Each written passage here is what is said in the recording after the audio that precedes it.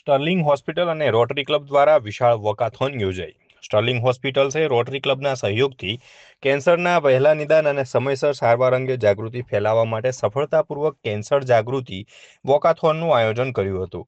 આ વોકાથોનમાં લગભગ 500 જેટલા લોકો જોડાયા હતા, જેની શરૂઆત સ્ટર્લિંગ હોસ્પિટલના સિંધુ ભવન યુનિટથી થઈ હતી। સવારે 7 વાગ્યાથી 9 વાગ્યા દરમિયાન યોજાયેલા આ કાર્યક્રમમાં હેલ્થકેર નિષ્ણાતો, રોટરી ક્લબના સભ્યો, કેન્સર સર્વાઈવર્સ અને નાગરિકોએ ઉત્સાહપૂર્વક ભાગ લીધો હતો અને સમયસર સારવારથી કેન્સર પર જીત મેળવી શકાય છે એવો સંદેશ ફેલાવ્યો હતો।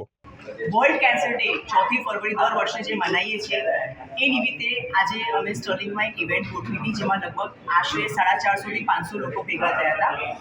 વર્લ્ડ કેન્સર ડે, વિશ્વ કેન્સર દિવસના નિમિત્તે આ જે આયોજન કરવાનું મુખ્ય કારણ એ હતું કે અમે લોકોમાં જનજાગૃતિનો પ્રોગ્રામ કરીએ અને લોકોને અવેર કરીએ કે કેન્સર શું છે, શું એના લક્ષણો હોય છે। આ વખતેનું થીમ છે યુનાઇટેડ બાય યુનિક। કહેવાનો મતલબ કે દરેક કેન્સરના પેશન્ટની સ્ટોરી જુદી છે। 5 પેશન્ટ સેમ બેઠા હોય તો બી 5 સ્ટેજ સરખું, બીમારી સરખી, પણ 5ની ટ્રીટમેન્ટ સરખી ના હોય, એટલે યુનિક એની ટ્રીટમેન્ટ પ્રોટોકોલ હોય।